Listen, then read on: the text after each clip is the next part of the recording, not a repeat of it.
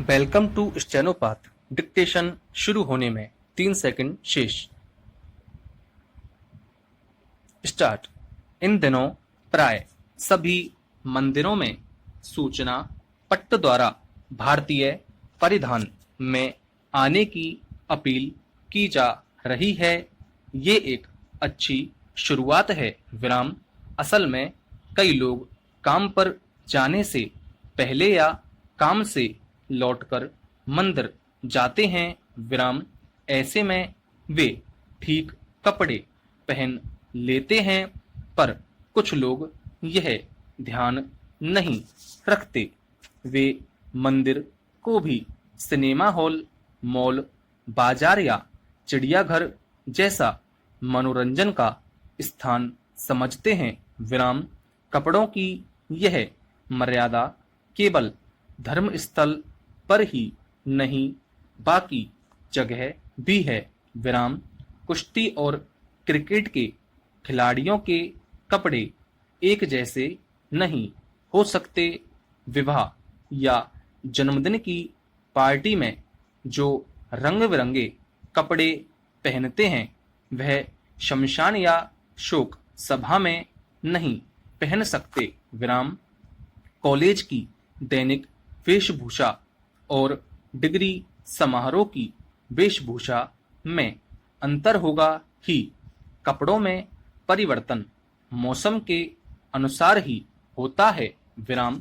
पिछले दिनों केदारनाथ मंदिर का एक वीडियो बहुचर्चित हुआ, जिसमें एक युवती घुटनों के बल बैठकर अपने साथी युवक को अंगूठी पहना रही है। विराम। यह विवाह के लिए आग्रह करने की विदेशी शैली है, जो अब भारत में भी चल निकली है। विराम।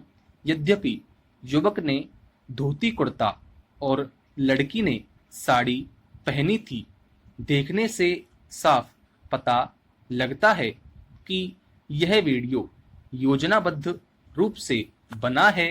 विराम।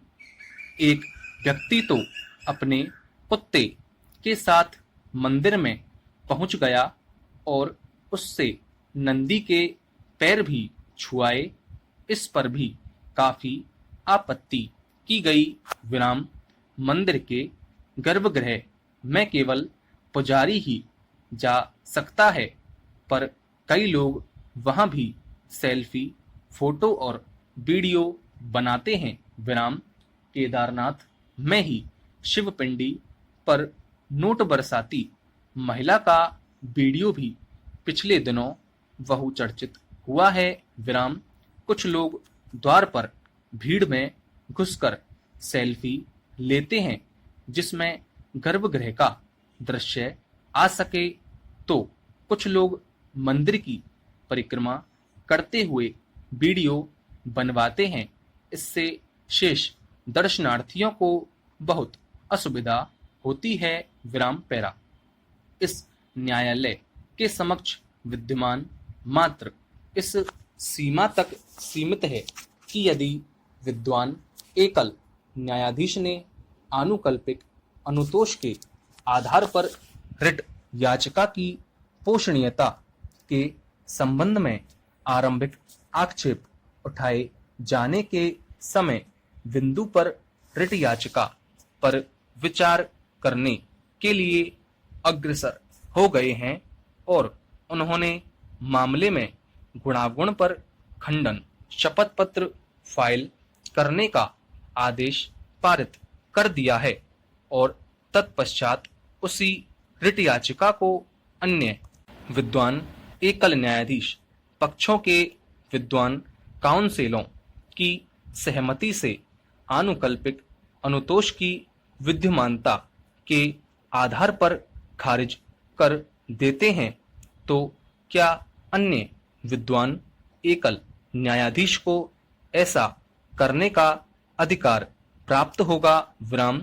इस न्यायालय द्वारा वर्तमान मामले के तथ्यों पर विचार नहीं किया जा रहा है, चूंकि हम जिस प्रश्न पर विचार कर रहे हैं वह संकीर्ण परिधि के अंतर्गत आने वाला प्रश्न है। जैसा कि ऊपर अभिकथित किया गया है, विराम अपीलार्थी याची के विरुद्ध काउंसिल ने दलील दी है कि यदि विद्वान एकल न्यायाधीश जिनके समक्ष आनुकल्पिक अनुतोष की उपलब्धता के आधार पर रिट याचिका की पोषणीयता के संबंध में आरंभिक आक्षेप उठाए गए, एक बार इस निष्कर्ष पर पहुंचते हैं कि वे उन आक्षेपों को मान्य ठहराने में असमर्थ हैं, तो अन्य विद्वान एकल न्यायाधीश को यह अधिकार नहीं होगा कि वे आनुकल्पिक अनुतोष की विद्यमानता के आधार पर रिट याचिका को खारिज करें।